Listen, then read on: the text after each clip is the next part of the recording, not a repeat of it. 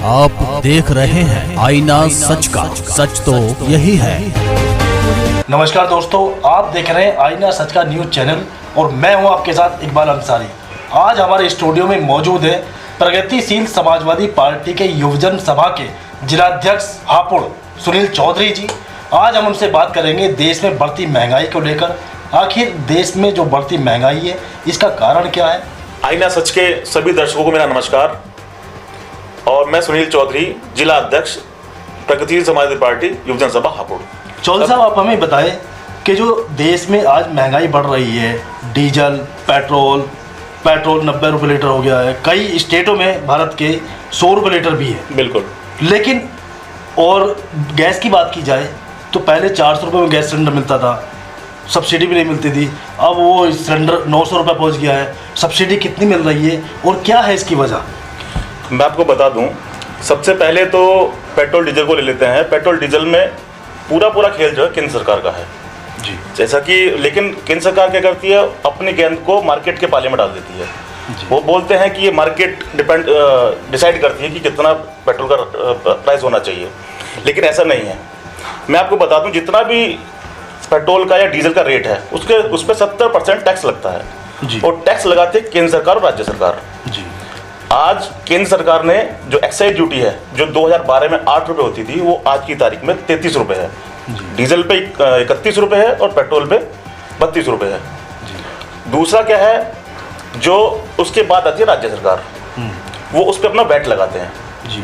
तो आपको समझना होगा कि जो आज डीजल का रेट 90 रुपये है, लगभग पहुंचने वाला है, 2-4 पैसे का अंतर है, उसमें 70% टैक्स है जो केंद्र सरकार राज्य सरकार लगाती है। यानी कि जो हमारा जो पेट्रोल का जो प्राइस है वो 27 से 30 रुपए के बीच में पड़ता है, बाकी सब टैक्स है। तो इसको हम 27 से 30 रुपए जो मार्केट जिसके ऊपर वेरी करती है, तो उस पर हम ये नहीं कह सकते कि ये मार्केट की वजह से है, ये केवल केंद्र सरकार की वजह से, राज्य सरकार की वजह से है ये सभी।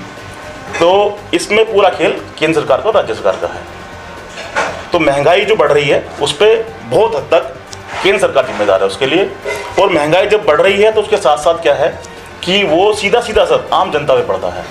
पेट्रोल के दाम बढ़ेंगे, डीजल के दाम बढ़ेंगे। डीजल देखो, किसान आदमी है, ट्रैक्टर डीजल से चलता है जी। जो ट्रक हैं डीजल चलते हैं, उससे क्या जो ट्रक वगैरह हैं जो अपना वाहन माल को इधर से उधर ले जाने वाले हैं, सब डीजल से चलते हैं। वो उससे क्या होता है कि जो माल का जो ढोने का उनका किराया है, वो जैसे ही डीजल का रेट बढ़ता है वो भी बढ़ जाता है। वाहन का किराया बढ़ेगा तो सीधी सी बात है, जो सामान वो लेके जाएंगे उसका भी रेट बढ़ेगा, तो उसका सीधा असर जनता पे पड़ता है। और डीजल का बढ़ने से किसान का भी इसका बहुत ज़्यादा नुकसान है। डीजल का रेट जैसे ही बढ़ेगा, किसान डीजल खरीदेगा, फसल का रेट उसको मिलता नहीं है और उस पर एक्स्ट्रा बर्डन उसके ऊपर पड़ जाता है। तो कहीं ना कहीं एक आम आदमी भी इससे प्रभावित होता है। बिल्कुल, आम आदमी की रसोई प्रभावित होती है इससे। किसान प्रभावित होता है, रसोई प्रभावित होती है। हर महीने आप बात करें सिलेंडर की, आप देख लीजिए फरवरी महीने के अंदर 101 महीने के अंदर 125 रुपये रेट बढ़ाए केंद्र सरकार ने। तो ये कहीं बहुत हद तक आदमी के जो डेली वर्रा की जो चीज़ ज़रूरतें हैं उसको बहुत ज़्यादा प्रभावित कर रही है इस टाइम पे ये सरकार, जो महंगाई बढ़ रही है। तो ये सब चीज़ें हैं। आपने एक चीज़ और देखी होगी, जो सब्सिडी है, जो पहले केंद्र सरकार सब्सिडी देती, आज वो सब्सिडी भी किसी खाते में आ नहीं रही है। पहले 2012 तक 350 का सिलेंडर होता था, अभी आप बता रहे हैं 900 के आसपास सिलेंडर पहुंचने वाला है जी। तो दिन पर दिन जो जनता का शोषण किया जा रहा है इस तानाशाह सरकार के द्वारा। नहीं, सब्सिडी तो केंद्र सरकार बराबर दे रही है। नहीं आ रही है, आप पता कीजिए। पहले भी क्या था, कुछ लोगों की आ रही थी, कुछ लोगों की नहीं आती, लेकिन अब बिल्कुल सब्सिडी आनी बंद होगी लोगों की। और आपको सब्सिडी के ऊपर ही मैं एक बात और बताना चाहता हूँ कि केंद्र सरकार क्या करे, किसानों को भी इसके दायरे में लेके आ रही है। जो पहले यूरिया का हम खरीदते थे, अभी खरीदते हैं, अभी हमें सब्सिडी उस पर सरकार देती है डायरेक्ट जी। बट क्या है, अब क्या होगा कि उसमें सरकार क्या कर रही है कि सब्सिडी आपके खाते में आएगी। तो जो खाद का अट्टा 300 रुपये का है वो 1000 रुपये का हो जाएगा। अब किसान आदमी 300 रुपये इकट्ठा करने के लिए उसको कितना मशक्कत करनी पड़ती है, आप समझ सकते हैं। और उसको अब 1000 रुपये देना पड़ेगा, उसके बाद भी उसे पता नहीं सब्सिडी आएगी या नहीं आएगी, आएगी तो कितनी आएगी नहीं पता उसको। तो मतलब 700 रुपये उस पर बढ़ जाएंगे। और लेकिन ये नहीं पता किसान को कि उस पर सब्सिडी कितनी मिल पाएगी उसको। बिल्कुल ये। अच्छा, बात की जाए, अगर आपने यूरिया कट्टे की बात की है जी, जो ज़्यादातर मैं समझता हूँ कि ज़्यादातर क्या खेती बिना यूरिया का हो ही नहीं वो पाती। नहीं हो पाएगी। किसी भी फसल को उगाने के लिए नहीं हो सकती। यूरिया की जरूरत होती है। बिल्कुल, हर फसल में यूरिया लगता है। हर फसल में यूरिया, डाई, सब ये सब जी। चीजें लगती हैं जी। यूरिया का जो पैकेट है, यूरिया का जो बोरी आती है, जी। जो 50 किलो की आती है जी। तो आज वो 50 किलो की है या उसमें कुछ कम मैं ज्यादा? आपको उसमें बताया था, वो क्या था, रेट तो सेम है जी। लेकिन उस बोरी को 45 किलो का कर दिया गया है। तो इसमें भी किसानों को गुमराह किया गया है, बिना बताए उन्हें 45 किलो का कट्टा देते हैं। अब तो खैर किसान जागरूक है, उन्हें पता लग गया है कि 45 किलो का है, लेकिन इसमें भी बहुत बड़ा खेल सरकार ने खेला है। अच्छा, आज देश के अंदर सबसे बड़ा आंदोलन किसान आंदोलन चल रहा है। आप भी किसान हैं? बिल्कुल किसान परिवार से हूँ मैं। किसान परिवार से हैं जी। 100 से ज़्यादा मौतें हो चुकी देश में और 100 दिन से भी ऊपर इस किसान आंदोलन चलते हुए हो गए हैं। किसान, हमारे किसान, जो देश के किसान है, जो अन्नदाता है देश का, जी। किसान से ही देश चलता है क्योंकि हमारा देश कृषि प्रधान देश है। आज हमारे देश के किसान कड़ाके की ठंड में गुजर गई है, अभी पिछले दिनों में कड़ाके की ठंड में सड़कों बैठे हैं, प्रदर्शन कर रहे हैं, कृषि बिल के विरोध में। लेकिन सरकार कहती है कि हमने जो कृषि कानून बनाए हैं तो ये कृषि कानून किसानों के हित में है और सरकार का कहना है कि ये किसानों के हित में है।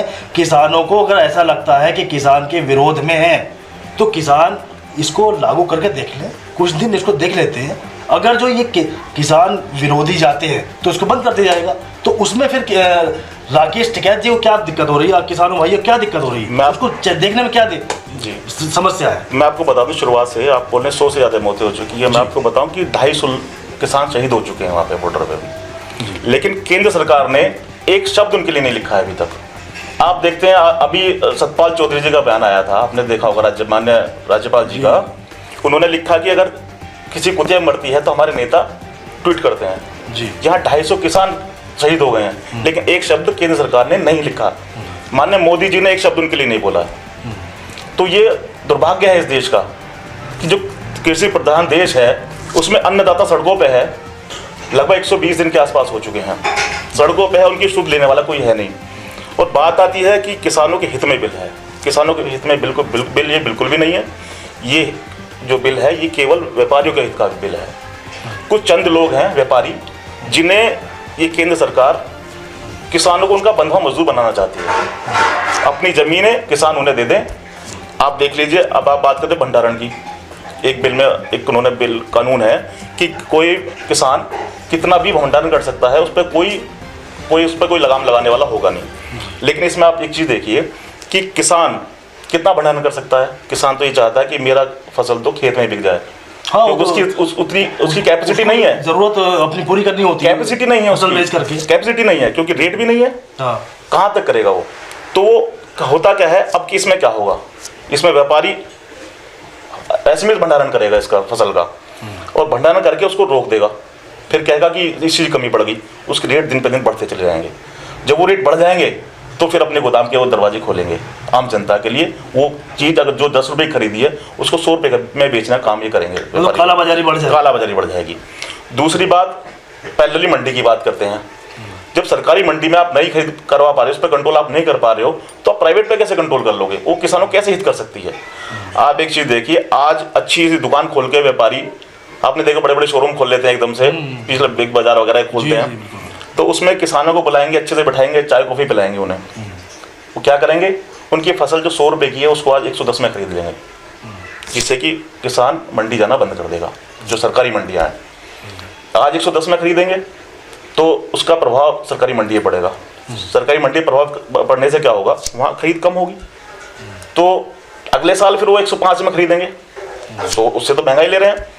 उससे क्या होगा, मंडियाँ खत्म हो जाएंगी जो सरकारी मंडियाँ हैं, और फिर ये जो व्यापारी लोग हैं ये बेलगाम हो जाएंगे। ये अपने मन मुताबिक जो 110 ही खरीदते तो 50 में भी खरीदेंगे, क्योंकि कोई कंट्रोल किसी का रहेगा नहीं। जिस वक्त कोई खरीदने वाला नहीं होगा तो फिर उनकी तो आज़ादी हो जाएगी, मनमानी हो जाएगी, मनमानी रेट होंगे। तो आप मुझे इसमें बताइए, इसमें किसान का क्या फ़ायदा है?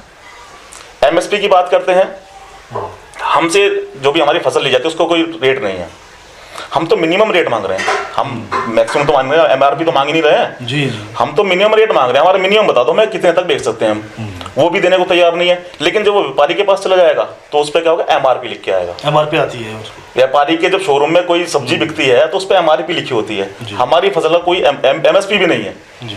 तो इसमें आप मुझे बताइए कि किसान जो बिल है ये किसानों के लिए कैसे हितकारी हो सकता है? नहीं, सरकार कहती कि किसान हित में बिल है और किसानों से लगातार काफ़ी बातचीत भी इस बारे में हुई है जी। लेकिन किसान आंदोलन बराबर चलता जा रहा है। कई बार केंद्र सरकार ने बातचीत की है। लेकिन इसमें आप एक चीज़ देखिए, जो सरकार MSP नहीं दे पा रही, मिनिमम रेट नहीं दे पा रही है, तो किसानों के हित की बात कहाँ से कर देंगे वो? आप भंडारण की बात कीजिए, जब ये कृषि कानून आए थे उससे पहले तो जमीनें अलॉट कर दी अडानी को, उन्होंने अपने गोदाम बनाने शुरू कर दिए जबकि बिल आए भी नहीं थे। अब आप ये देखिए, ये जो बिल है ये अडानी अंबानी के घर से बन के आ रहे हैं सरकार के पास। ये सरकार नहीं बना रही है बिलों को, जो संसद में पास होते हैं ये सरकार नहीं बना रही है, ये उनके घर से बन के आ रहे हैं, ये केवल उनको पढ़ने का काम करते हैं। तो आप सीधे सीधे ये कह रहे हैं कि जो कृषि बिल पास किया है केंद्र सरकार ने, ये केंद्र सरकार ने पास नहीं किया, ये अडानी और अंबानी ने पास किया। तो अडानी अंबानी मतलब उद्योगपतियों के बल पर पुतली बन गई है, सरकार कठपुतली बन गई है। आप ये देखिए, कोरोना काल के अंदर पूरे विश्व के अंदर अडानी एक ऐसे व्यापारी है, बिजनेसमैन है, जिसकी संपत्ति सबसे ज़्यादा बढ़ी है। 17 अरब डॉलर बढ़ी है इसकी संपत्ति इस कोरोना काल के अंदर, पूरे वर्ल्ड में नंबर 1 पे है।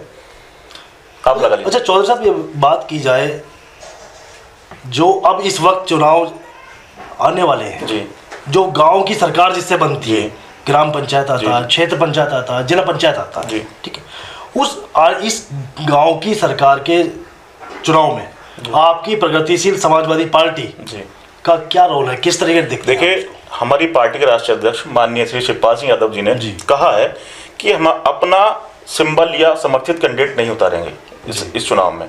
लेकिन ये है कि हमारी पार्टी के लोग लड़ेंगे और बड़ी मजबूती से लड़ेंगे। हमारी पार्टी का जो संगठन है वो पूरे 75 जिलों के अंदर है, बूथ बूथ तक हमारी कमेटी बन चुकी हैं।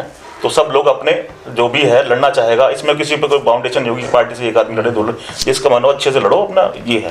ऐसी भी चर्चाएं आ रही है कि प्रगतिशील समाजवादी पार्टी भारतीय जनता पार्टी से गठबंधन करेगी। देखिए, ऐसा तो नामुमकिन है। प्रगतिशील समाजवादी पार्टी कभी भी सांप्रदायिक ताकतों के साथ गठबंधन नहीं करेगी। ये माननीय राष्ट्रीय अध्यक्ष ने पहले ही जिस दिन पार्टी बनाई थी, पहले भी जब समाजवादी पार्टी थी उस टाइम भी उनका कहना ये था। आज जब उन्होंने पार्टी अपनी बना ली है, आज भी उनका कहना ये है कि प्रगतिशील समाजवादी पार्टी कभी भी सांप्रदायिक ताकतों के साथ हाथ नहीं मिलाएगी और अपनी जो 2022 की तैयारी कर ही रहे हैं। और उन्होंने कहा है कि हमारी जो गठबंधन होगा वो केवल जो समाजवादी विचारधारा के लोग हैं, लोहिया की विचारधारा के लोग हैं, चौधरी चरण सिंह जी की विचारधारा के लोग हैं, उनकी गांधीवादी लोग हैं, उनकी विचारधारा से जो लोग होंगे केवल उन्हीं के साथ गठबंधन करेंगे। अच्छा, समाजवादी पार्टी प्रगतिशील समाजवादी पार्टी बनने से पहले समाजवादी पार्टी का एक हिस्सा अंग थे माननीय शिवपाल यादव जी। अब वो अलग समाजवादी पार्टी से अलग हुए हैं, उन्होंने अपनी एक नई पार्टी बना के खड़ी की है। लेकिन क्या कहीं ऐसा नहीं है एक ही परिवार है तो समाजवादी पार्टी के साथ भी 2022 में गठबंधन किया जाए? गठबंधन की पूरी संभावना है। और देश में Samajwadi party, Congress, Bahujan Samaj party, Bharatiya Janata party, पुरानी पार्टियां बड़ी मजबूती के साथ ये पार्टियां खड़ी हुई हैं। तो कैसे आप अपनी पार्टी के प्रत्याशियों को जिता पाएंगे? किस तरीके, क्या मुद्दे रहेंगे आपके प्रत्याशियों के, इसके बारे में आप मुझे बताएं। देखिए, जैसा कि आप बोल रहे हैं कि हमारी पार्टी नई पार्टी है जी, पार्टी नहीं है, नेता पुराने हैं जी। तो ये आपको समझना होगा कि जो समाजवादी पार्टी को यहाँ तक लाने का काम भी माननीय श्री शिवपाल सिंह यादव ने ही किया है। तो वो बहुत अनुभवी नेता हैं। आप देख सकते हैं कि हमारी पार्टी को बने हुए समय कितना हुआ है। हर जिले में हमारा संगठन है और मजबूत संगठन है। आप देखेंगे, हमने भी पीछे भी केंद्र सरकार के खिलाफ हमने गांव-गांव पद यात्रा निकाली थी, लोगों को जागरूक किया केंद्र सरकार के खिलाफ। जो केंद्र सरकार की जन विरोधी नीतियां हैं उनके खिलाफ हमने एक अभियान चलाया था, उसका हमें बहुत अच्छा रिस्पॉन्स मिला है गाँव से और बहुत लोग हमसे जुड़े हैं और काफ़ी प्रभावित हैं बहुत लोग अपने माननीय श्री शिवपाल सिंह जी से। जैसे कि आपने देखा हमारे तो आने वाले चुनाव में हमारी पार्टी की सरकार होगी और माननीय शिवपाल सिंह यादव जी ने वादा भी किया है लोगों से कि अगर हमारी सरकार बनेगी तो हम हर घर में एक सरकारी नौकरी देंगे, शिक्षा पे काम करेंगे, रोजगार पे काम करेंगे और कानून व्यवस्था पे काम करेंगे। किसानों के मुद्दे को, जो भी मुद्दे किसानों के हैं, जो सरकार किसानों की सुन नहीं रही है, उस पर भी हम लोग काम करेंगे। तो इन्हीं मुद्दों को लेकर हम 2022 में चुनाव में जाएंगे। चौधरी साहब, देखने में आता है कि चुनाव के समय होता है जी, नेता फील्ड में होते हैं, आम जनता संपर्क करते हैं, उस टाइम पर ये लुभावने वादे किए जाते हैं, नेता लुभावने वादे करता है जी। लेकिन जब जनता उस नेता को चुन करके बना देती है, चुन लेती है, उसके बाद वही जनता 5 साल खून के आंसू रोती हुई दिखाई देती है। तो ये मुद्दे, ये सारी चीज़ें चुनाव के समय ही क्यों याद आती है? चुनाव के बाद ये चीज़ें कहाँ चली जाती हैं? देखिए, क्या चुनाव के बाद उनका विकास करना जरूरी नहीं होता? मैं आपको बता देता हूँ उसके बारे में भी। पूरे प्रदेश के अंदर मुझे आप एक आदमी ऐसा नहीं दिखाएंगे जो माननीय शिवपाल जी के यहाँ गया हो और वो खाली हाथ लौट के आया हो। एक सिंगल आदमी नहीं मिलेगा आपको ऐसा। दूसरी बात आती है विकास की। समाजवादी सरकार में एक नारा चला था, काम बोलता है। काम कहाँ बोला जी? वो सिंचाई पे बोला। सड़कों पीडब्ल्यू मंत्री शिवपाल सिंह यादव जी थे, सिंचाई मंत्री शिवपाल सिंह यादव जी थे, सहकारिता मंत्री शिवपाल सिंह यादव जी थे।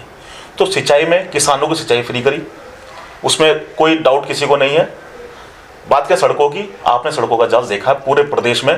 पीडब्ल्यू मंत्रालय से कितनी सड़कें बनी हैं, कितनी चकाचौंध सड़कें बनी, आपने सब देखा है वो।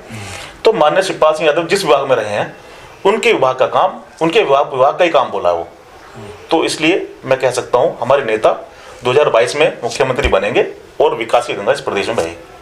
चौधरी साहब, आज जो देश में निजीकरण हो रहा है जी, भारतीय रेलवे निजीकरण में जा रहा है, बिजली विभाग पहले ही निजीकरण में है, अब बैंक भी निजीकरण में जा रहे हैं, तो इसका क्या प्रभाव पड़ेगा एक आम जनता के ऊपर, एक आम नागरिक के ऊपर?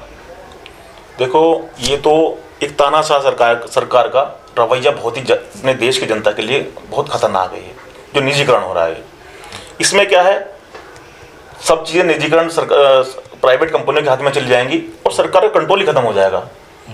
वो मन जैसे भी प्रताड़ित करेंगे जनता को। चाहे वो आप रेलवे का ले लीजिए, आप देख रहे हैं कि रेलवे का भी टिकट उन्होंने 30 रुपये कर दिया स्टेशन का। मैं आपको बता दूं छोटी सी बात है बीच में, कि हमारे हापुड़ में कॉफ़ी मिलती है बहुत अच्छी स्टेशन पे। अगर कोई आदमी कॉफ़ी पीने जाएगा तो पहले 30 रुपये का टिकट खरीदेगा, फिर 10 रुपये कॉफ़ी पिएगा। आप देख लीजिए, 10 रुपये की कॉफ़ी पीने के लिए 40 रुपये खर्च करने पड़ रहे हैं उसको। जो प्लेटफॉर्म टिकट 2 रुपये का आता था, आज 30 रुपये का हो चुका है। ये मनमाफिक तरीके से जनता को लूटेंगे। फिर जो फायदे सरकार दे सकती है वो प्राइवेट कंपनी अपना मुनाफा देखेगी, वो सरकार की तरह काम नहीं कर पाएगी। तो ये बहुत ज़्यादा नुकसान होने वाला देश की जनता के लिए। लेकिन सरकार को समझना होगा, देश की जनता के लिए काम करना होगा, उद्योगपति के लिए काम करना बंद करना होगा, इन्हें आगे अगर अपनी सरकार चलानी है तो। और ये थे हमारे साथ प्रगतिशील समाजवादी पार्टी के जिलाध्यक्ष हापुड़ सुनील चौधरी जी। आईना सच के सभी दर्शकों को मेरा नमस्कार, और मैं सुनील चौधरी, जिला अध्यक्ष प्रगतिशील समाजवादी पार्टी युवजन सभा हापुड़। मैं आईना सच की पूरी टीम का बहुत बहुत धन्यवाद देना चाहता हूं, इन्होंने मुझे अपने स्टूडियो में बुलाया, और दर्शकों का भी बहुत धन्यवाद देना चाहूँगा जिन्होंने मेरी बात को सुना। दोस्तों, अगर आपको हमारा ये वीडियो पसंद आया हो तो इस वीडियो को लाइक करें और हाँ, चैनल को सब्सक्राइब करना ना भूलें।